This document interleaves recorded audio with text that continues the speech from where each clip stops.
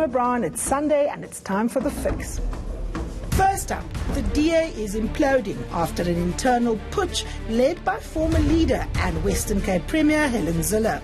But is this the only opposition party in crisis? Today we focus on the growth trajectory of opposition politics in South Africa with our expert panel.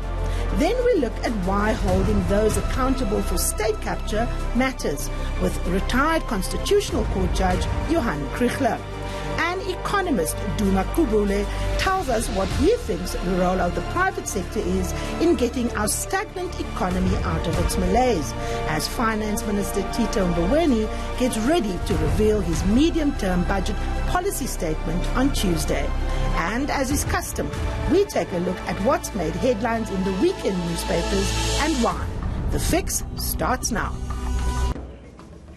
Welcome to this edition of The Fix, where every Sunday we hold the decision makers to account. We tell you what matters, how it affects you, and why you should care.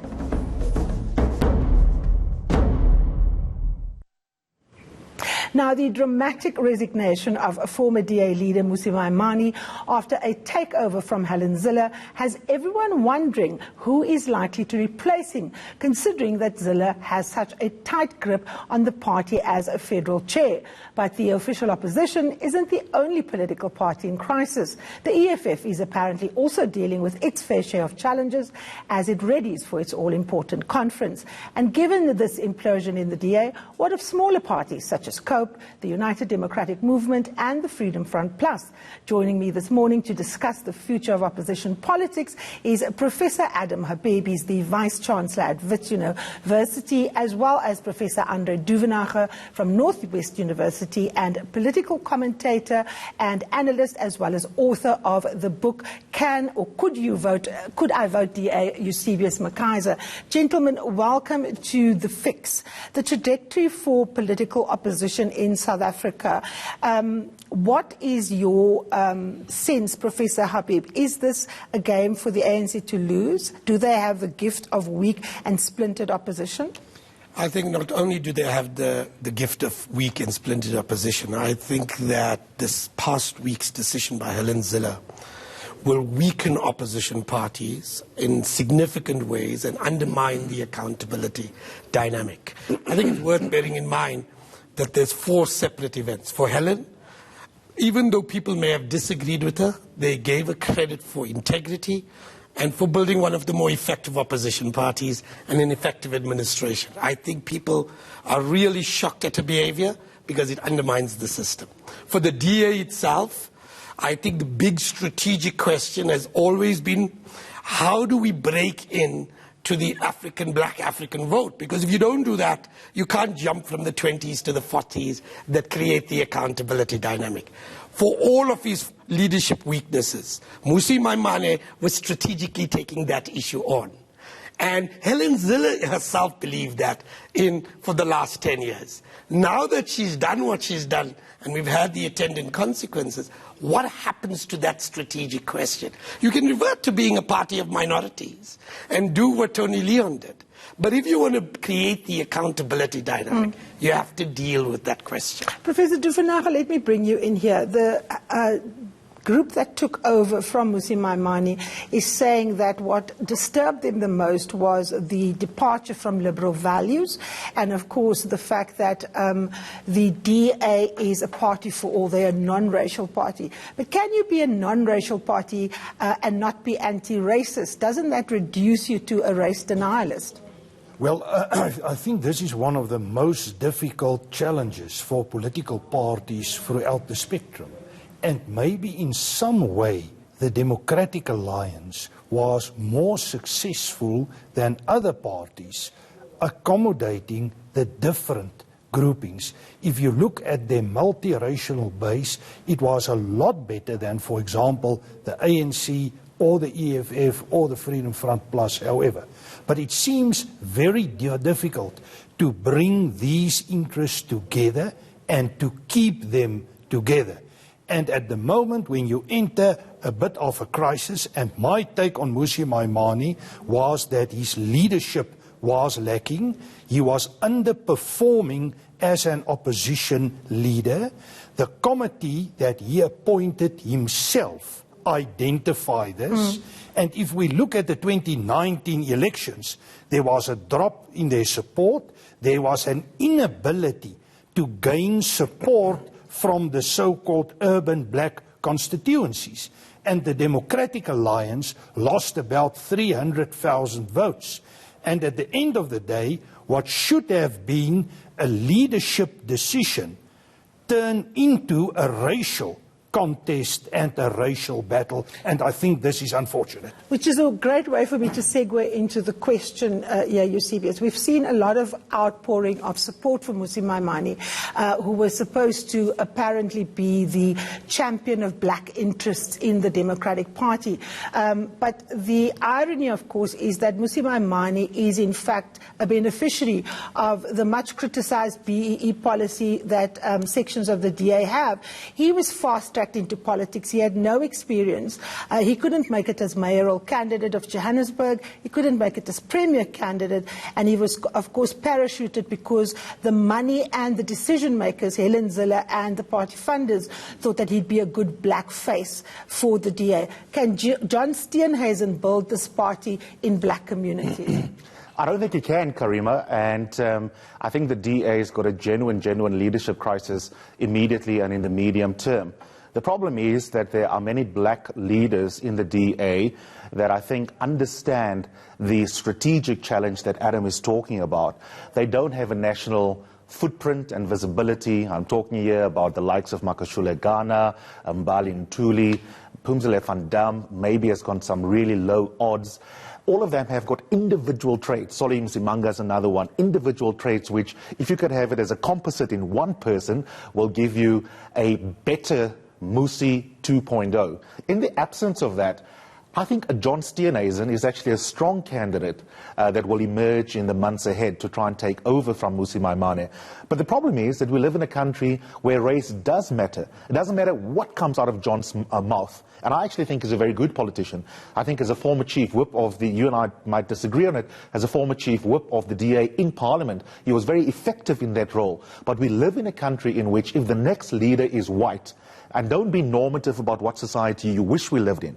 Let's analyze the society we actually live in. The DA will be in crisis. So some strong white leaders like John should, in an ideal South Africa, be listened to closely. That won't happen. Many of the strong black candidates who work in the structures of the DA as good activists on the ground don't have the ability to come on a national platform and paint a picture of strategically where it wants to take the DA. So quite frankly, I don't think anyone, black or white, that will emerge in the months ahead will be able to reverse the implosion of the last few days.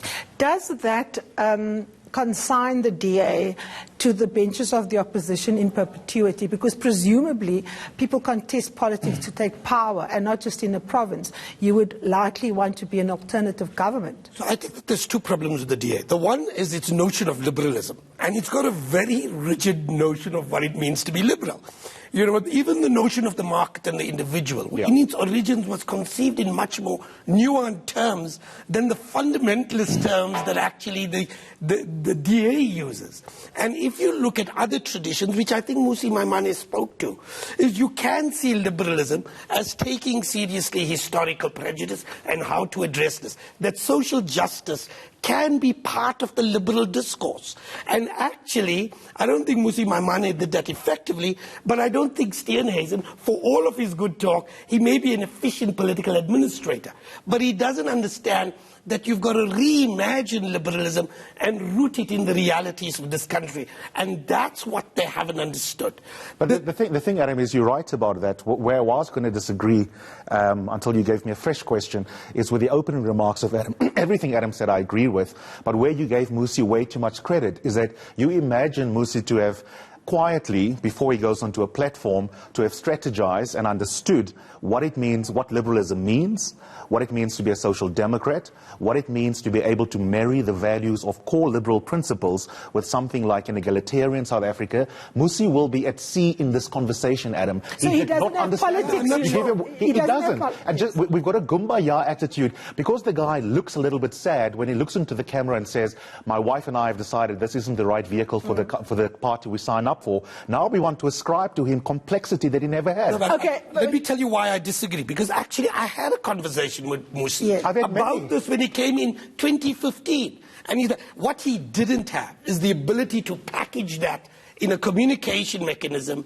in the public domain. That's where I think he's Adam, I must say that for me, Musi was never really in charge of the DA, and that was never more crystallized when he didn't understand the rules of the DA in trying to discipline Helen Zille. And of course, many people felt that James Self actually set him up because the man had been at the helm for 20 years and knew precisely how the party worked. But let's focus on other political parties.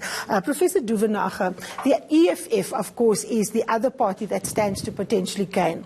But I'm not so sure whether a black DA voter is suddenly going to go to the EFF the way a white voter might now decide to stay with the Freedom Front Plus or with the DA.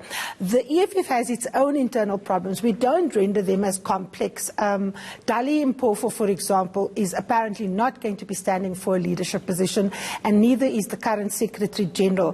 What is the trajectory for them? How do they make hay out of this crisis, considering that they allowed the DA to rule very, very rich municipalities through patronage networks that benefited the party? Maybe just a quick comment about the debate going on. I don't think we can understand opposition politics from the DA perspective alone. I think it's a lot more comprehensive than that, and there's big dynamics playing itself out in basically all parties. And my macro perspective is a reconfiguration of opposition politics, and probably a lot more coalition politics in the future. And it's going to depend how the DA is going to position themselves in this regard. And I think still at the moment, there's a lot of options for them. But going back to the EFF has major challenges as a party. They have an inability to create structures that are functional. They are a populist party, and they have a number of strong individuals, Malema, Shivambu, and so on. And at the moment, my information is there's a lot of conflict among the elite. There's also the hanging investigations with regard to corruption, nepotism, racism, etc. But then there's another perspective. There's a big conflict in the ANC structures at the moment that is not yet reconciled. And if this conflict is going to a crisis probably somewhere next year, then we can see a complete reconfiguration. My perspective is the only party political structure that didn't change fundamentally since about 1994 is the ANC. And if there's going to be changes, there's going to be a complete reconfiguration. Eusebius, you've been shaking your head quite a bit with Professor Duvenage as he made statements. What about his understanding of the EFF do you disagree with, and do you agree with? I don't disagree with anything. He's right. In fact, I want to be more skeptical. I know South Africans watching are already anxious about the Boko match coming up in the next hour. But I would say our politics is now in a more profound crisis. Adam and I were talking about this the other night than it was a week ago. The ANC is at war with itself. The EFF is at war with itself. The DA is sitting in a corner, mutilating itself unprovoked, as Professor Somadoro Fikeni infamously said, and that still is true of them. The people I feel the most sorry for are the four of us and the voters who are at home, because quite frankly, none of the options amongst the top three are desirable or at this stage feasible for any of us. And the real question, which maybe is for another edition of The Fix, is to ask, is there a way that we can rethink our relationship as citizens with the body politic to try and achieve the ends of the political arena while not relying on men and women who clearly are not fit for purpose. I want to stick with the EFF because it's the third largest party, and of course all our focus have been on the DA. But the EFF is getting ready to go to conference. It's taking journalists on a site visit. Yes. But we see in today's papers that Shivambu and Malema are the two that are going to stay. But we also see the SIU and the Asset Forfeiture Unit and law enforcement agencies, Adam Habib, circling their ankles around VBS, for example. Shamila Batoy said that the case is quite advanced. If these two leaders become embroiled in court cases around corruption, given the way in which they appear to have benefited from the funds in this mutual bank, what is the prospect of the EFF going forward, considering how weak they are in terms of actual branch structures on the ground? So I think depending on that question, it's going to have huge implications for the system. If the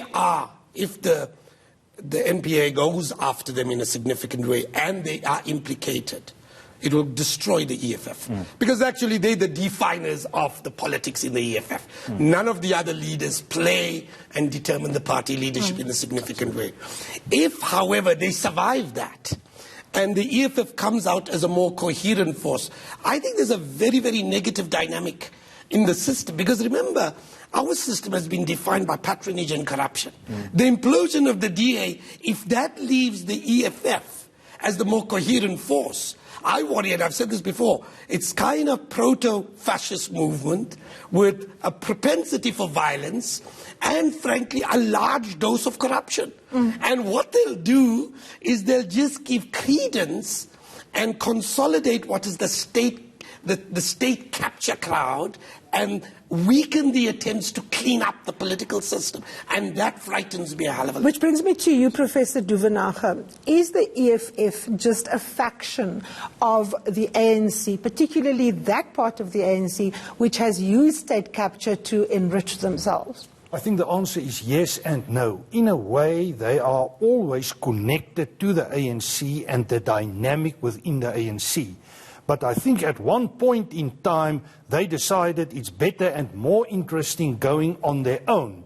And their successes were relatively good. In that sense, I think there is a dynamic to keep them on their own, to be an opposition against the ANC, but in ways also cooperating with the ANC, looking at what is going on within the ANC and then taking choices in terms of their destiny.